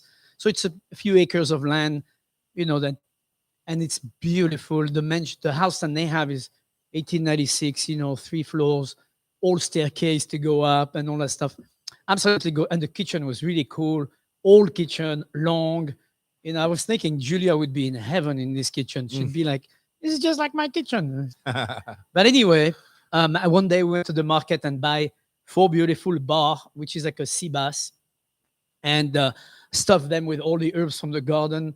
I saw fennel in your picture, lemon. Fennel, lemon. I did thyme. There was all kind of herbs. Like they're screaming. They're in the garden right outside the kitchen. Napped everything, put that in the fish, tie them up with string, slice the fish, and then tie them up, and then grill that on wood fire outside, half barrel kind of wood fire on ashes. No flame, just ashes. Oh my God. And it cooked it took about 5 minutes on each side to cook the fish, because the fish were not that, that They're big. a large trout. Yeah. Yeah. And so it cooked really fast and non-stick, you just don't touch it. You don't turn it until it comes off, let it come off the grill by itself. People, that's a good lesson to learn. If you're cooking whole fish at home, there's a lot of fat in a fish skin, and you just got to let it set on your grill. Don't mess with it until that fat starts to render out of the skin. And that's what oils the grill in order to get it off. Exactly. But it's also key that you don't put it on too hot a fire. Right. And and then grilled asparagus with that, and beautiful salad from the garden, fresh salad. It was just absolutely magnifique. Rosé from Anjou, right down the street. And then we had rosé and we had Sancerre, two a rosé and a white. And the Sancerre traveled a bit, huh? Well, no, from Chartres. Oh no, that's right, because we're not on the cruise anymore. Right, we're in Chartres, so it's not that far. And then for dessert, a beautiful lemon tart with fresh strawberry from the garden. It was just, that kind of just the whole setting. You're sitting outside, you're in this garden kind of thing. It's kind of like Martha Stewart meets Julia Child and the Traveling Channel. It's unbelievable, picture perfect. So I encourage anybody to go on vacation. If you go to France, there is plenty of places to visit. If people want to sign up for your trip next year, you're doing another one next spring? I'm doing not a cruise, but I'm doing definitely trips, yes. Where do they go? Right now in September, I'm going to Morocco. And then next year, I'm going to go to Portugal. I'm going to do a special trip to South Africa. And I'm going to do a trip to Ireland in the spring. And so where do people sign up? Just go to Thierry at thechefinthehat.com and email me, and I'll give you the information. Okay. Good. So much more to talk about. We are going to jump right now into Jenny Nyan. She is the owner of Sports Bra down in Portland, and talking about a unique take on a sports tavern. On Cairo Radio, Tom Douglas, Thierry Rotero, the Chef in the Chapeau, 97.3 FM. We're rock and rolling through this one. Maybe come and say hi to her, please. Will you make sure it's Nyan?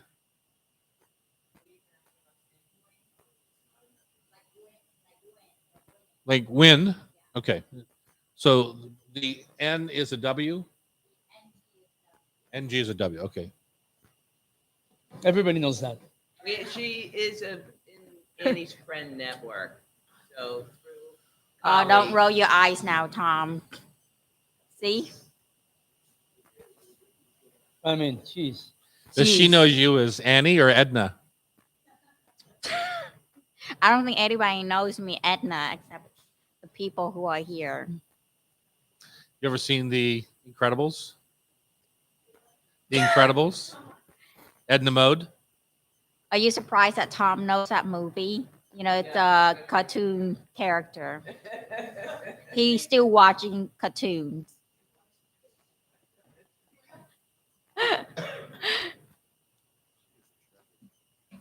Are we ready to call? Yeah. Let's do it. What a trip you had. Oh man, it's hard to come back. You just like, why can't we just keep going? Hello? Hello, Jenny. Good morning. What? Hello? Yeah, Jenny, can you hear us? And no, this is Pat. Oh, Who are you trying to reach? Jenny Nguyen. I have no idea who that is. Okay, we'll try. Well, just Sorry. make sure what number we dialed. Type the wrong number. Okay, we typed the wrong number. I'm sorry.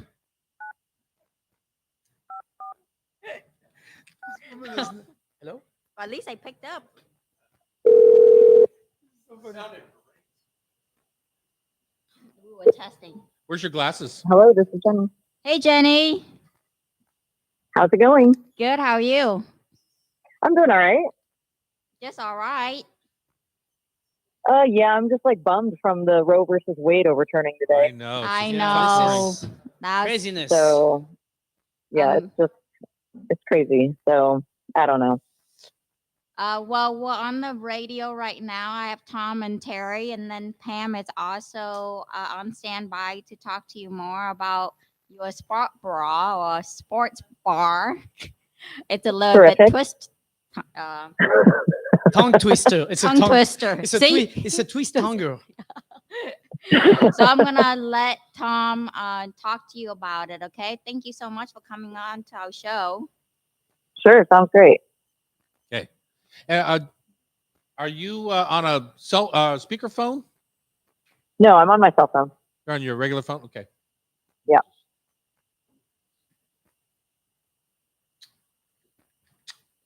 Hi, Jenny. This is Pamela. Hooray for a place for women to go and have delicious food. We're proud of you. Hi, Pamela. Oh, thank you very much. Appreciate that.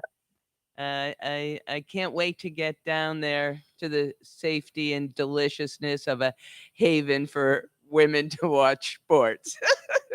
What sports are you You gonna got watch? it. Basketball. You watch basketball? Pamela Oh, is yeah. a newfound love for the Seattle Rain. No, the storm, Okay. you The dork. Storm. The Rain or the soccer team. No. There is no such I thing. guess Tom needs I to thought it's Rain. the women's soccer team. The Rain. Isn't it? That's- Am I Yeah, mistaken? that's right. That's Yeah. right. Right. Yeah, take that, No, I. buddy. Okay, we're Jenny. We are on live on our YouTube channel, also. Just so you know. Okay, great. Here we go. Welcome back. It's the Hot Stove Society Show on Cairo. We are in the kitchen here at the Hot Stove, our studio here. If you ever want to come join us, we have a couple of guests that have already enjoyed a Dahlia Bakery breakfast sandwich this morning, hot coffee. Got to see our show live. They're still smiling. They're still smiling. That's good. We're going to move right into a trip down south for us, not too far, maybe 3-hour drive into Portland, Oregon, and invite onto our show Jenny Nguyen. She is the owner of a bar called Sports Bra, BRA. A little play on words there, but it's Pamela. What interested you so much in Jenny's bar? Well, if I had my way, I'd be there for Pride. Would you? Because I want to see what she's cooking up and how you're going to celebrate on Sunday. Oh, you know what? Pride weekend was this last weekend here in Portland. Oh, you and guys in we Portland? we threw a huge block party at the Bra, and it was spectacular. What made it spectacular? Oh man, we took over a parking lot that's next door to us, and we had a couple food trucks. We had women DJs spinning records all day and all night. We served up specialty cocktails with a couple local vendors, and then some women-owned and operated breweries and wineries also dished out some great drinks, and we just danced the night away. It was awesome. How fun! How How fun was that? fun. Dancing the night away. I'm already in. So I love the combination of your food background with sports because so many times when you go to a sports bar, you're not going to get something delicious. So, how is it that you are combining the two so elegantly? Oh man. So, all of my professional experience has been in kitchens. My only career has ever been cooking and as a chef. So when I decided to open up the sports bra, it was kind of a no-brainer that the food was going to be delicious. And I didn't want to reinvent the wheel, so everything, if you look at the menu, it feels like a very common or typical pub or sports bar menu, but knowing that everything's made from scratch, using really great ingredients and being able to accommodate dietary restrictions, all of those things that kind of are lacking in most sports bar menus, we kind of nailed on the head. So, that's kind of, and one of the things that we try to, part of our mission is representation, not only women on and off the field, but also, making sure that people feel welcome there. And that includes vegan, vegetarian, gluten-free, and other dietary restrictions. So that they don't feel like a sports second-class bar, citizens, a sports bar with vegan and vegetarian friendly. That's a new thing. Yep. I mean, Good we for have you. everything. We have food for everybody. So if you want like a burger with cheese, American cheese on it, and nachos with like ground beef on it, we have that too. You know what I mean? Right. So we're trying to be inclusive of more people, not less people. Right. So let's go back to the beginning a little bit and how you got started down this road. Your partner or girlfriend or friend, I don't know, it's not clear to me, but knew that your life dream was to have a bar that showed women's sports and actually have clean restrooms. I love that. I have 6 sisters. I know all about that. Sure. It actually was kind of a running joke between my girlfriend and I after, so many experiences that I think is extremely common with women who go to sports bars to watch sports, whether it's men's sports or women's sports. Just the feeling of being represented in that sphere or like feeling comfortable or even safe in those environments. So I think that that's a very common experience. And so when I kind of thought of having a women's sports bar, it started out as a joke. It was just like this fantasy place. And, immediately I came up with the name of Sports Bra because it just makes a lot of sense and it's really funny.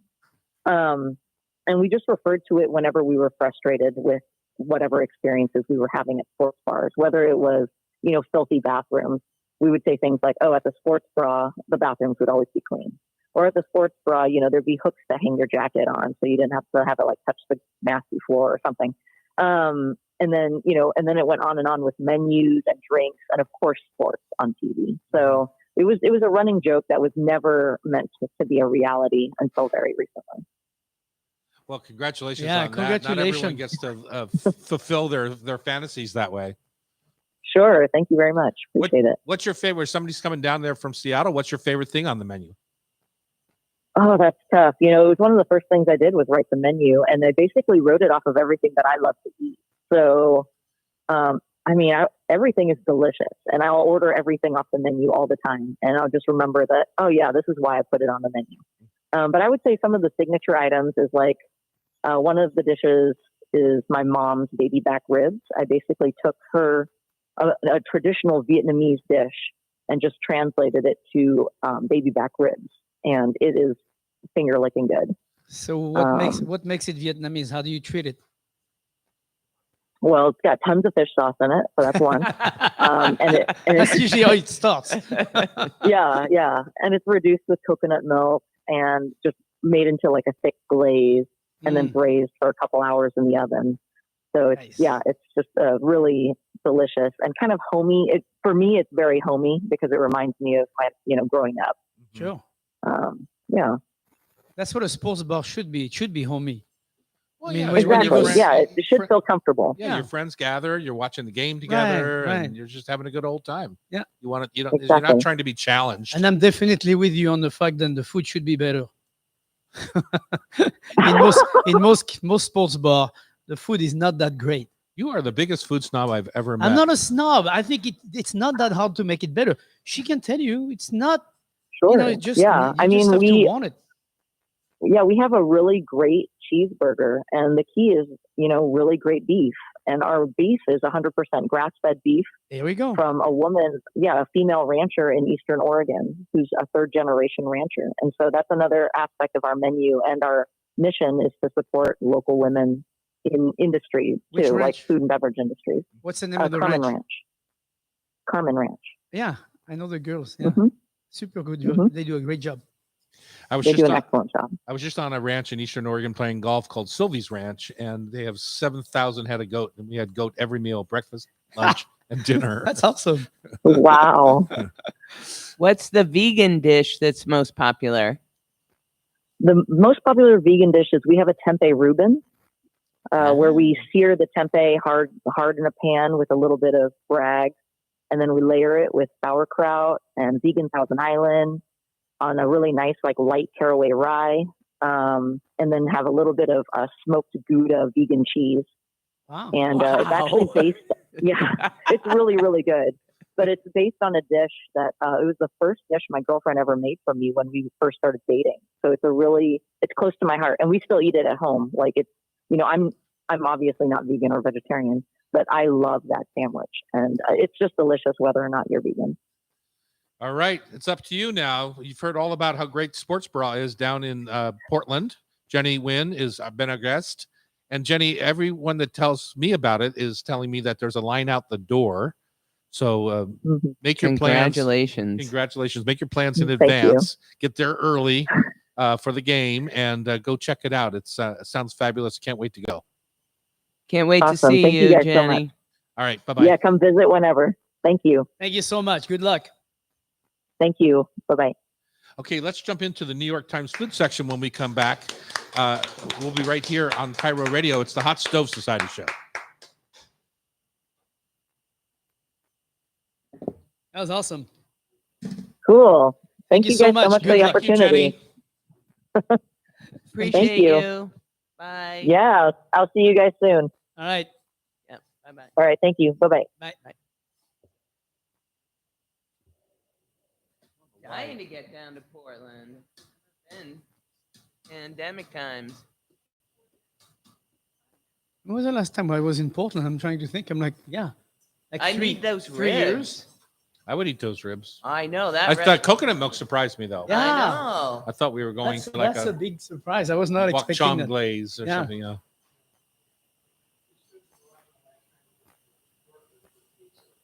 Which one? Is it, what's her name? Maybe Out on Burnside? no, East. Okay. South or north? Kathy Wim. What's the name of her place? Nostrana. Nostrana. Is it Nostrana? Is there a little parking in front?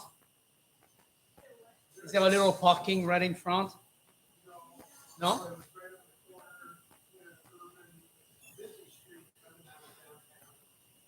Oh.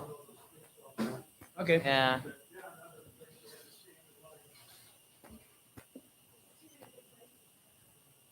Yeah, no kidding. I think last time I was there, I had lunch at Puck Puck and came back to Seattle, and now Puck Puck is not there anymore, right? Is that what you told me? I think it is. I don't think he owns it anymore, Andy. Oh, he sold it? I think so. Oh, I thought But you said it wasn't there. Don't quote me on that. Okay.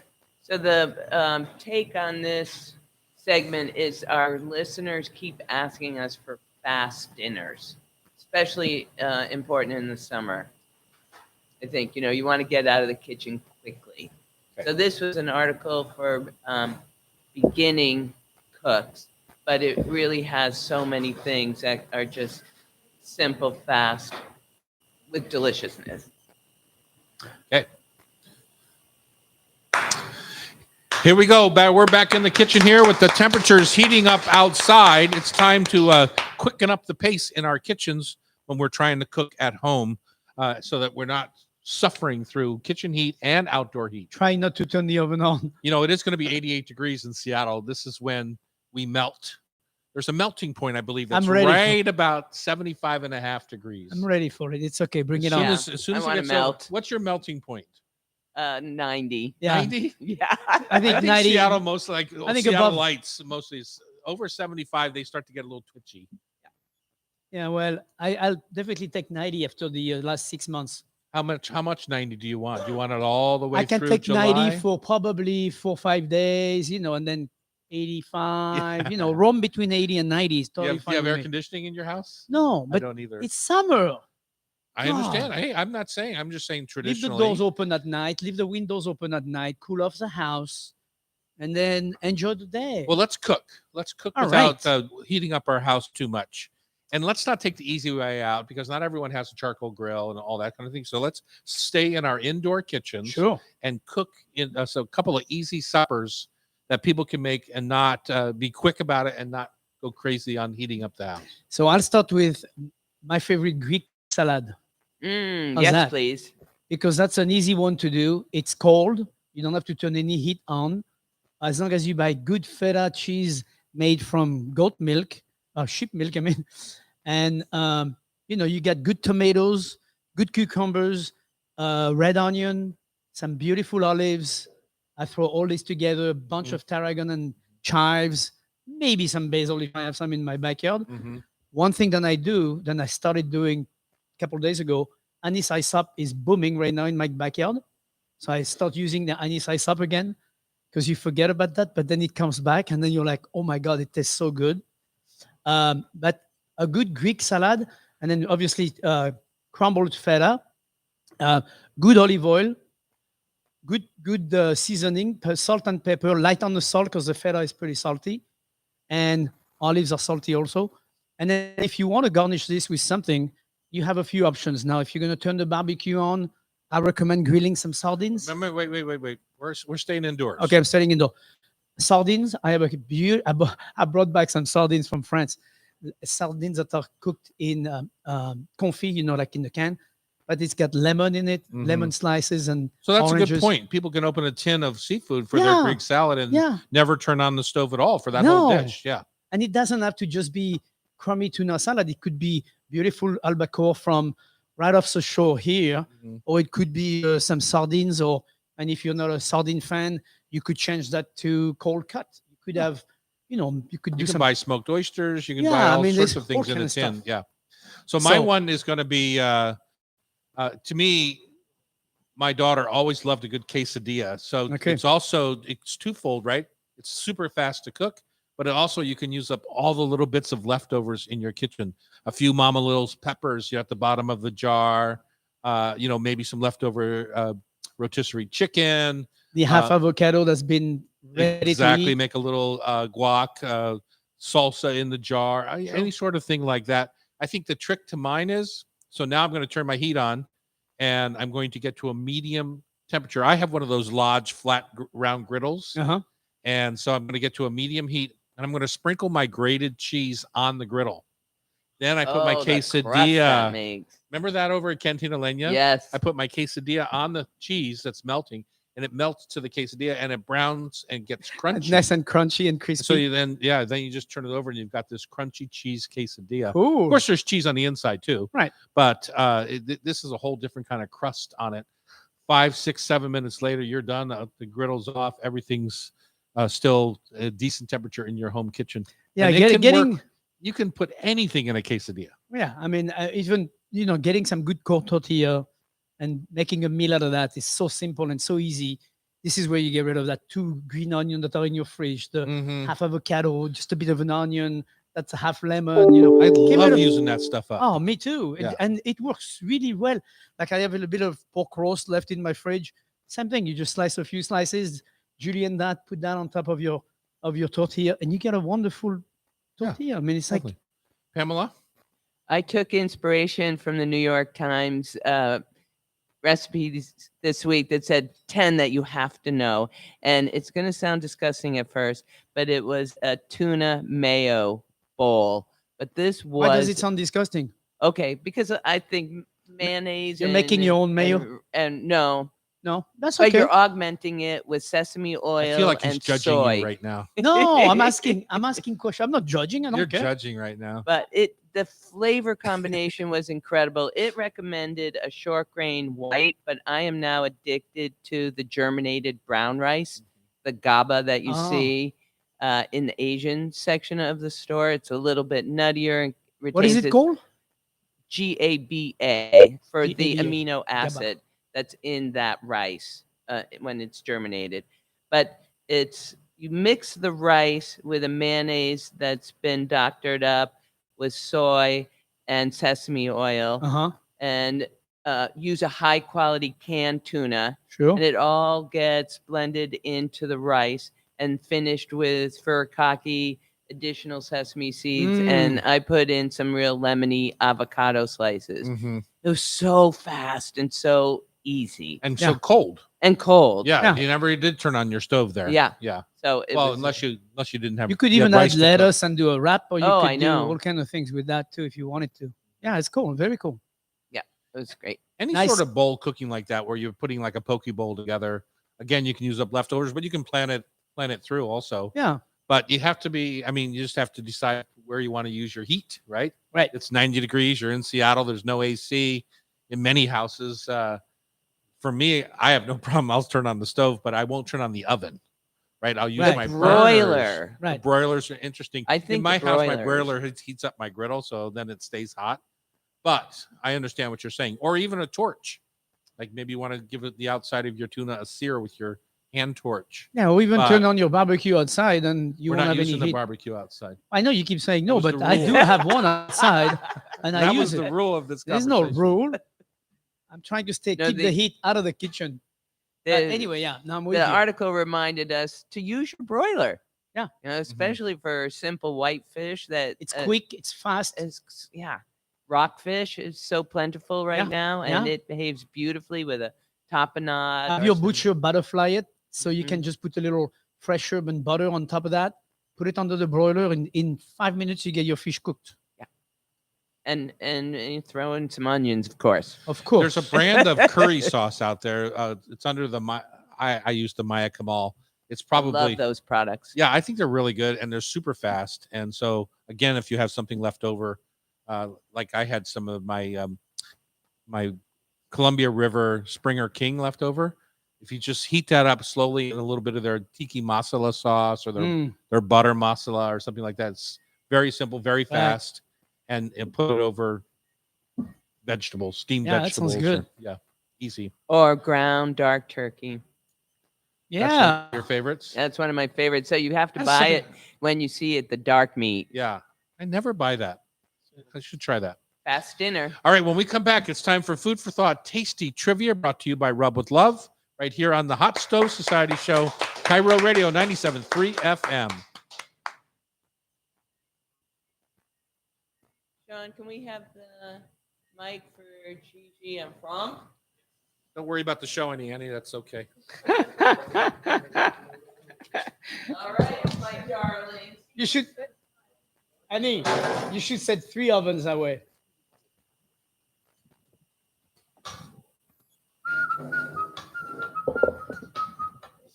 Come over here.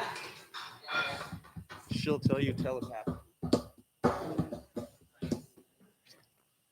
Gigi l'amoroso. Toujours m'intéresser encore à une caresse. Gigi l'amoroso.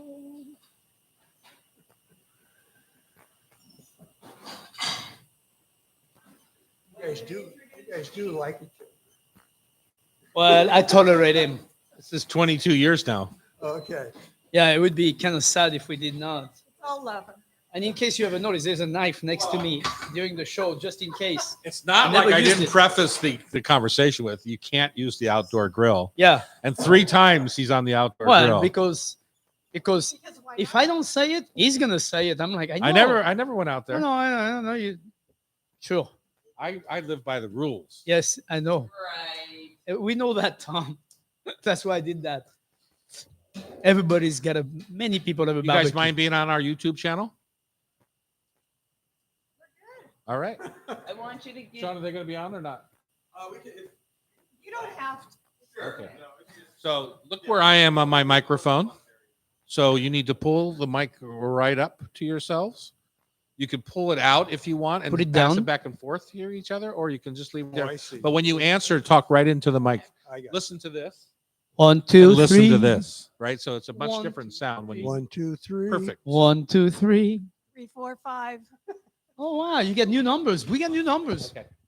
I got numbers. You want numbers? I got numbers. Remember that Trying Groucho to Marx? follow him. All right, let's rock it. Questions about France. I'm probably gonna flop that one. Well, I trust you don't know more than I anything. probably trust the website that the questions came from. Oh yeah, Well, he can You're BS his way through it. You're know. the- We you're will the never re- know. I will. Are you sure, Terry? Yes, of course I'm sure. Of course. And since You they know were what Tom so teach me? Never get in the way of a good lie. exactly. No, you never let the truth get in the way of a good story. Oh, I'm sorry.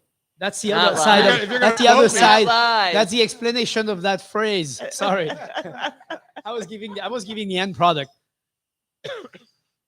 Tom, Gigi has a nice business that you should ask her about so she can promote it during trivia. All right. Oh yeah, in Columbia City, Gigi and Franck. Gigi has a second-hand store. It's beautiful. Second-hand store, clothes store, right? No, furniture. Oh, furniture. Oops, I thought it was clothes. Welcome back. It's the Hot Stove Society show on Cairo. We're going to wrap things up with our Rub with Love Food for Thought Tasty Trivia. Rub with Love are tasty spice rubs and blends that are looking for unique ways to help you build flavor and stock a pantry in your own kitchen. It's a valuable tool. I used 3 yesterday on my class here, they were delicious. I love my spice blends. We also have sauces and mustards, and Gigi and Franck had the mustard on their Dahlia Bakery breakfast sandwich today. Now, what store do you own in Columbia City? I own a furniture store called Phase 2 Interiors. Phase High-end 2. consignment. High-end consignment, which means it's expensive and beautiful. And we where is like it? that Where is it in combo. Columbia? It's off of Rainier and Edmonds. Oh, Next yeah. to Olympia Coffee. Okay, yeah.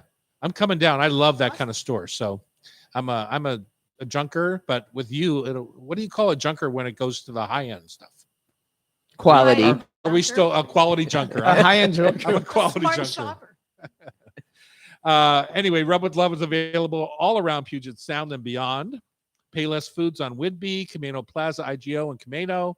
Dorico's Market on Long Island, New York. So we're coast to Coast coast, to coast. literally.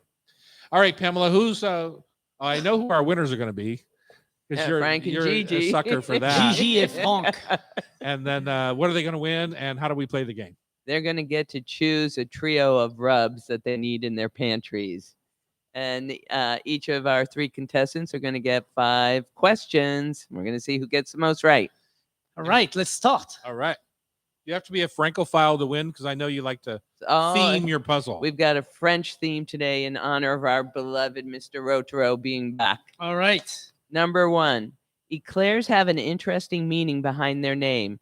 An eclair is a chocolate-covered choux pastry filled with a fluffy light cream that everyone loves. What does the name translate to? Okay, first I want to tell you that I went through France for 3 weeks, and that's one thing that I ate the most through France because I love coffee eclair. Yes, so does Oh my Tom. God, they're so good. But they're not an Anyway. FP like the baguette, right? Eclair means strike, as in thunder and strike. Strike of Lightning, flash of lightning. lightning. Correct. Number 2, the French love their baguettes. Around 10 billion are sold every year. But there are strict laws that govern baguette production. The law states that traditional baguettes may contain only 4 ingredients. What are they? Ooh, that's a good question. Flour, Yes. yeast, water, and salt. Correct. You're screaming into the lead. Well, that would be my.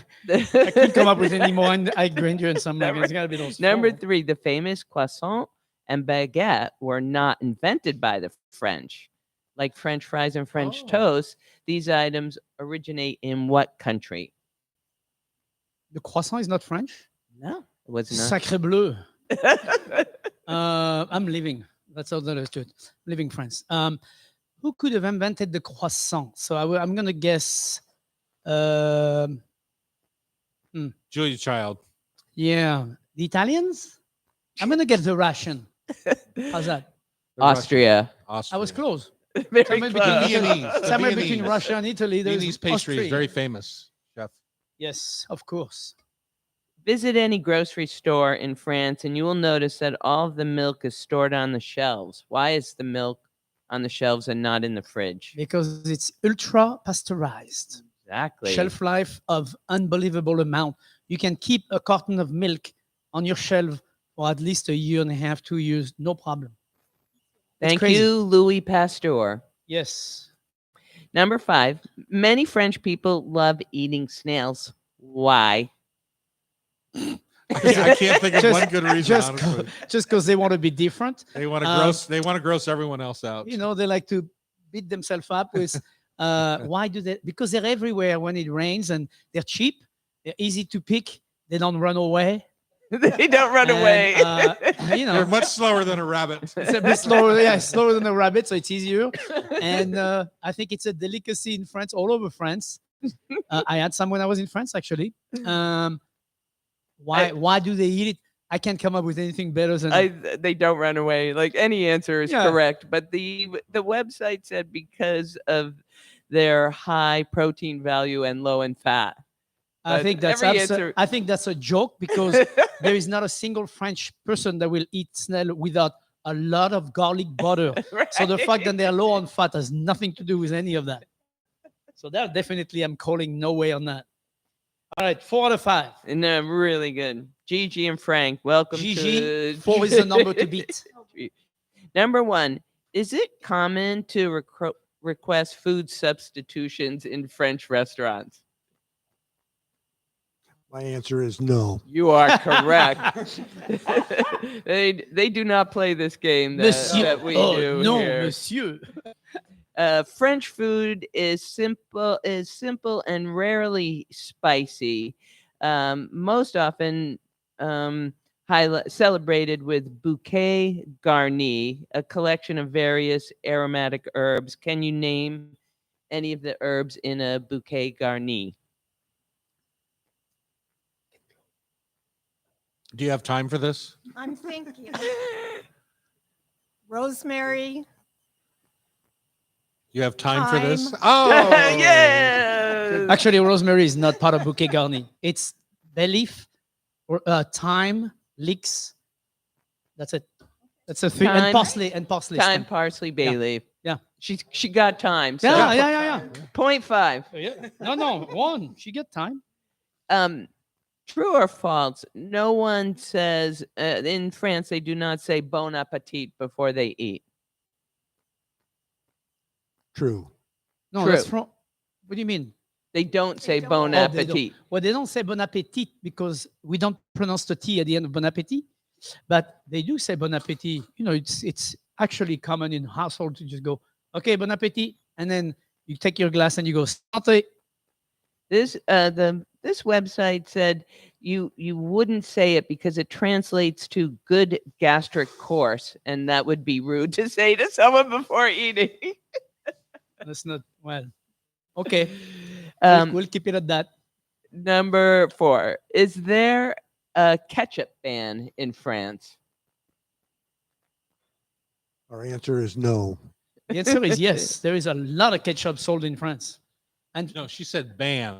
Ban. oh, ban. Pardon me. Yes, that's Yes. what I meant. Not fan. Ban. Ban. There is a ban on unlimited ketchup for schools and colleges in France. And right now they have a shortage of mustard.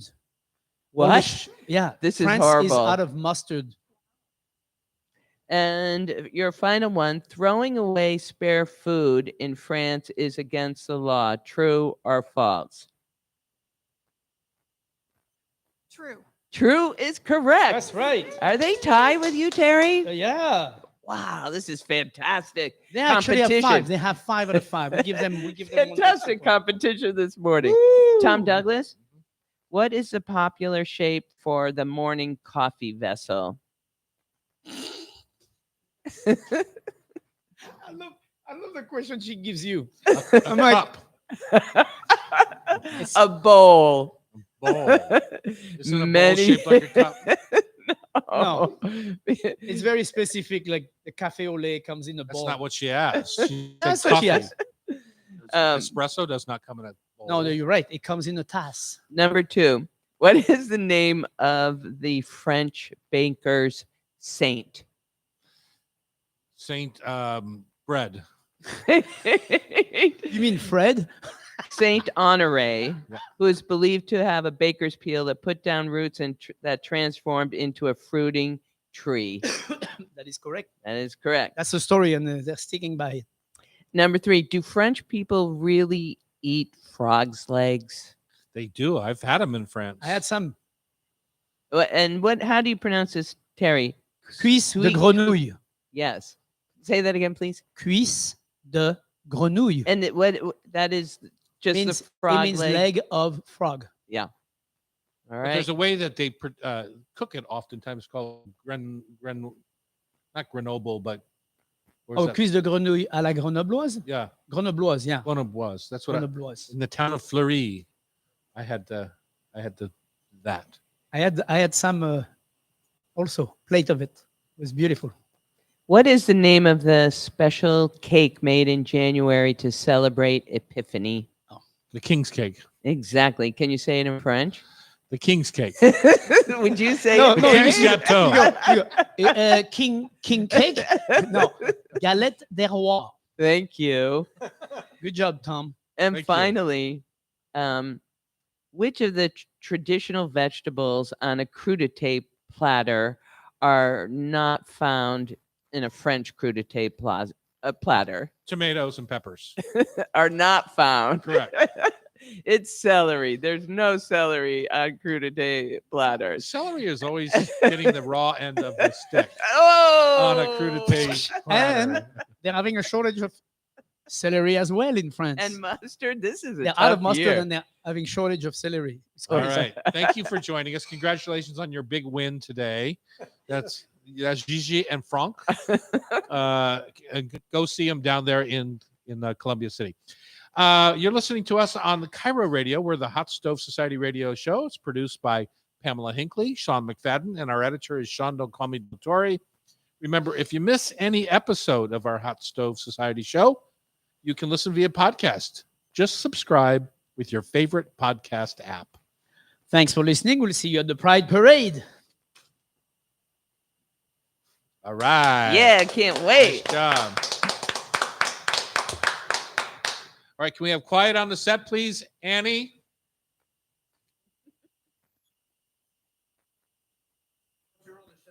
This afternoon on the Hot Stove Society radio show, we talk about booze blocks, the big cutting boards we're all living with for the rest of our life. Sports bra owner from Portland, Jenny Wynn.